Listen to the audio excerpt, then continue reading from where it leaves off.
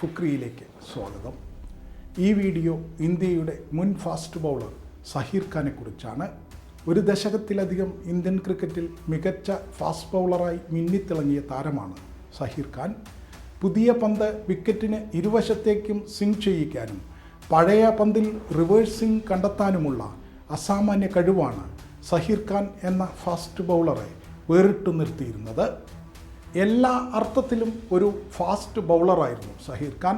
നല്ല ഉയരമുള്ള, ബലിഷ്ഠനായ, മികച്ച ആക്ഷനും റണ്ണപ്പുമുള്ള ബൗളർ.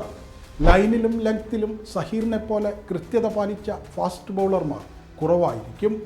പിച്ചിൽ നിന്ന് ബൗൺസ് കണ്ടെത്താനുള്ള കഴിവ് കൂടി ചേർന്നതോടെ ശരിക്കും അപകടകാരിയായ ബൗളറായി മാറി സഹീർ ഖാൻ.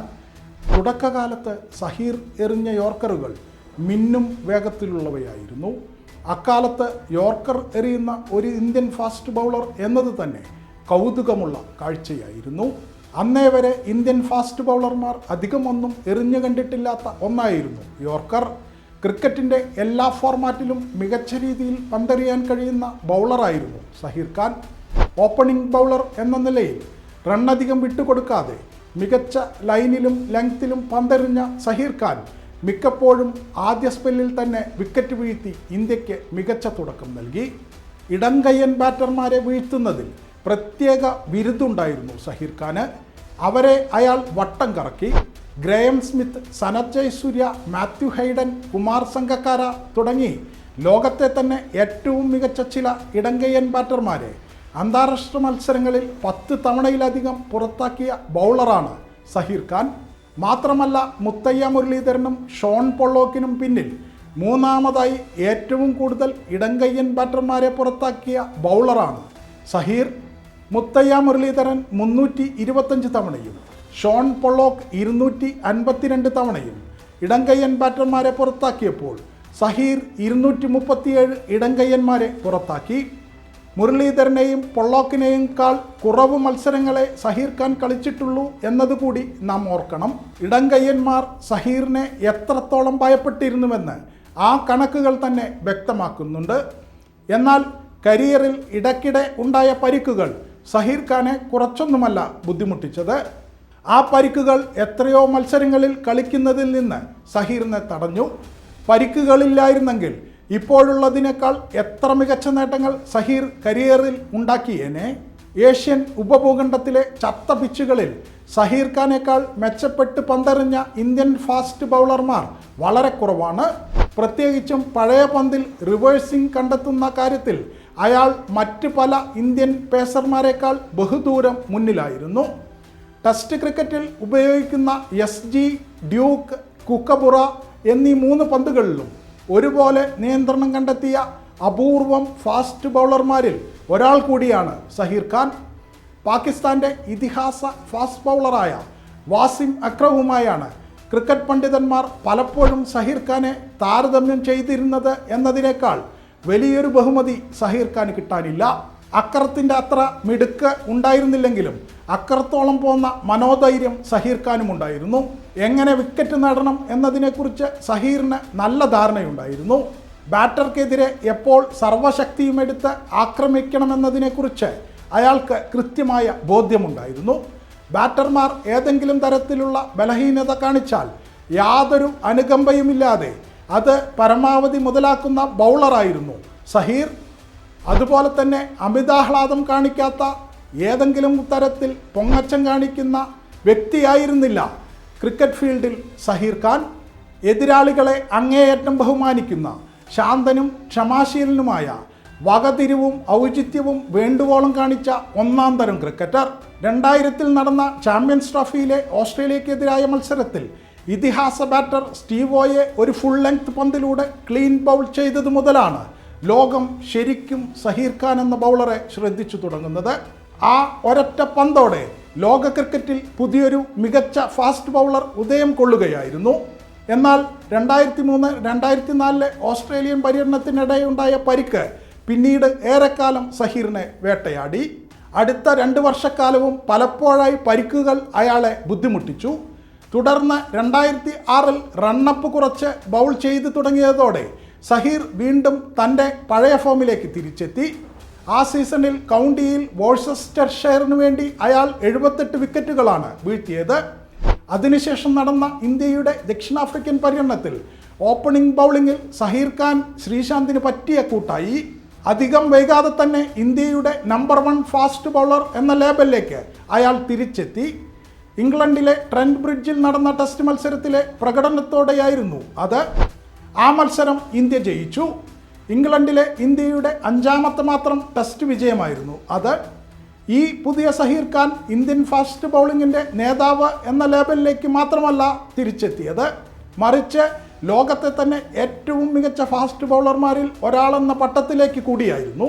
തുടർന്ന് അയാളുടെ കൂടെ മിടുക്കിൽ ഇന്ത്യ ടെസ്റ്റ് ക്രിക്കറ്റിലെ 1ാം നമ്പർ ടീമായി. 2011 ലോകകപ്പിൽ ജേതാക്കളായി. ലോകകപ്പിൽ ചാമ്പ്യന്മാരായ നിമിഷമാണ് ക്രിക്കറ്റ് ജീവിതത്തിലെ തൻ്റെ ഏറ്റവും മികച്ച നിമിഷമെന്ന് സഹീർ ഖാൻ എപ്പോഴും പറഞ്ഞു. ആ ലോകകപ്പിലാണ് ക്രിക്കറ്റിലാദ്യമായി നക്കിൾ ബോൾ അവതരിപ്പിക്കപ്പെടുന്നത്. അതിൻ്റെ ഉപജ്ഞാതാവ് മറ്റാരുമല്ല സഹീർ ഖാൻ ആയിരുന്നു. നക്കിൾ ബോൾ ഏറ്റവും നന്നായി എറിഞ്ഞ സഹീർ അതിലൂടെ നിർണായക സമയങ്ങളിൽ നിർണായക വിക്കറ്റുകൾ വീഴ്ത്തി. ലോകകപ്പിൽ ഇംഗ്ലണ്ടിനെതിരായ മത്സരത്തിൽ ഇയാൻ ബെല്ലിൻ്റെയും പോൾ കോളിംഗ്വുഡിൻ്റെയും വിക്കറ്റുകൾ സഹീർ ഖാൻ വീഴ്ത്തിയത് നക്കിൾ ബോളിലൂടെയായിരുന്നു. വെസ്റ്റ് ഇൻഡീസിനെതിരായ മത്സരത്തിൽ ഡെവൺ സ്മിത്തിൻ്റെയും ക്വാർട്ടർ ഫൈനലിൽ ഓസ്ട്രേലിയക്കെതിരായ മത്സരത്തിൽ മൈക്കൽ ഹസിയുടെയും വിക്കറ്റുകൾ സഹീർ നേടിയതും അതേ നക്കിൾ ബോളിലൂടെ തന്നെയായിരുന്നു. 2011 ലോകകപ്പിൽ ഇന്ത്യൻ കാണികൾക്ക് മുന്നിൽ കളിക്കാനായി താൻ ഏറെ ആകാംക്ഷയോടെയാണ് കാത്തിരുന്നതെന്നും ആ ലോകകപ്പിൽ താൻ പുതിയൊരു പന്ത് പരീക്ഷിക്കാൻ വേണ്ടി വികസിപ്പിച്ചെടുത്തിരുന്നുവെന്നും സഹീർ പിന്നീട് പറഞ്ഞു. അതായിരുന്നു നക്കിൾ ബോൾ. 1 വർഷത്തെ നിരന്തര ശ്രമത്തിനൊടുവിലാണ് താൻ ആ പന്ത് മികച്ച രീതിയിൽ എറിയാൻ തുടങ്ങിയതെന്നും ലോകകപ്പിന് മുമ്പുള്ള മത്സരങ്ങളിൽ അത് ബോധപൂർവം പരീക്ഷിക്കാതെ ലോകകപ്പിന് വേണ്ടി കാത്തിരിക്കുകയായിരുന്നുവെന്നും അയാൾ പറഞ്ഞു. നക്കിൾ ബോൾ എനിക്ക് ഒരുപാട് വിജയം നേടിത്തന്നു. ഏറെ ബുദ്ധിമുട്ടി നടത്തുന്ന അത്തരം പരീക്ഷണങ്ങൾ വിജയിക്കുമ്പോൾ ഏറെ സംതൃപ്തി തോന്നാറുണ്ടെന്നും സഹീർ പറഞ്ഞിരുന്നു. 2011 ലോകകപ്പിൽ 21 വിക്കറ്റുകളാണ് സഹീർ വീഴ്ത്തിയത്. അത് ഇന്ത്യയുടെ വിജയത്തിൽ ഏറെ നിർണായകമായി. ടൂർണമെൻറ്റിൽ ഏറ്റവും കൂടുതൽ വിക്കറ്റ് എടുത്ത ബൗളർ എന്ന നേട്ടം സഹീർ പാകിസ്ഥാൻ്റെ ഷഹീദ് അഫ്രീദിക്കൊപ്പം പങ്കിട്ടു. ലോകകപ്പ് ജയത്തിന് ശേഷം ഇന്ത്യയെ കാത്തിരുന്നത് ദീർഘമായൊരു ടെസ്റ്റ് സീസണായിരുന്നു. 4 ടെസ്റ്റുകൾ അടങ്ങുന്ന ഇംഗ്ലണ്ട് പര്യടനവും 4 ടെസ്റ്റുകൾ അടങ്ങുന്ന ഓസ്ട്രേലിയൻ പര്യടനവും ഇതിൽ ഏറെ പ്രധാനപ്പെട്ടതായിരുന്നു. ഈ സാഹചര്യത്തിൽ ഇവിടെയെല്ലാം മികച്ച പ്രകടനം കാഴ്ചവെക്കാൻ ടീം സഹീർ ഖാനെയാണ് ഉറ്റുനോക്കിയിരുന്നത്. എന്നാൽ ടെസ്റ്റ് സീസണിൻ്റെ ആദ്യ ദിനം തന്നെ സഹീർ ഖാന് പരിക്കേറ്റത് ഇന്ത്യക്ക് വലിയ തിരിച്ചടിയായി. ടീമിലെ ഏറ്റവും പ്രധാനപ്പെട്ട മാച്ച് വിന്നറെ നഷ്ടപ്പെട്ടതോടെ ഇന്ത്യ ആ മത്സരങ്ങളിലെല്ലാം തോൽവി വഴങ്ങി. ദക്ഷിണാഫ്രിക്കൻ പര്യടനത്തിൽ ജോഹന്നസ്ബർഗിൽ നടന്ന ടെസ്റ്റ് മത്സരത്തിൽ സഹീർ ഖാൻ തിരിച്ചെത്തുന്നതുവരെ ഇന്ത്യ വിദേശ മണ്ണിൽ നടന്ന ടെസ്റ്റ് മത്സരങ്ങളിൽ തോൽവിയുടെ ഒരു പരമ്പര തന്നെ തീർത്തു. 35-ാം വയസ്സിലും ആവനാഴിയിലെ എല്ലാ തന്ത്രങ്ങളും അതുപോലെ തന്നെ ബാക്കിയുണ്ടായിരുന്നെങ്കിലും പന്തുകളുടെ വേഗത ഗണ്യമായി കുറഞ്ഞത് സഹീറിന് തിരിച്ചടിയായി. പതുക്കെ അയാൾ നിറം മങ്ങി തുടങ്ങി. എന്നാൽ സഹീർ കളിച്ച അവസാന ടെസ്റ്റ് മത്സരത്തിൽ അയാൾ ഇന്നിങ്സിൽ 5 വിക്കറ്റ് വീഴ്ത്തി. ന്യൂസിലാൻഡിനെതിരായ മത്സരത്തിലായിരുന്നു അത്. 2015 ഒക്ടോബർ 15-ന് അന്താരാഷ്ട്ര ക്രിക്കറ്റിൽ നിന്ന് വിരമിക്കുന്നതായി സഹീർ ഖാൻ ലോകത്തെ അറിയിച്ചു. ടെസ്റ്റ് ക്രിക്കറ്റിനോട് തനിക്കൊരു പ്രത്യേക ഇഷ്ടമുണ്ടെന്ന് സഹീർ ഖാൻ തുറന്നു പറഞ്ഞിട്ടുണ്ട്.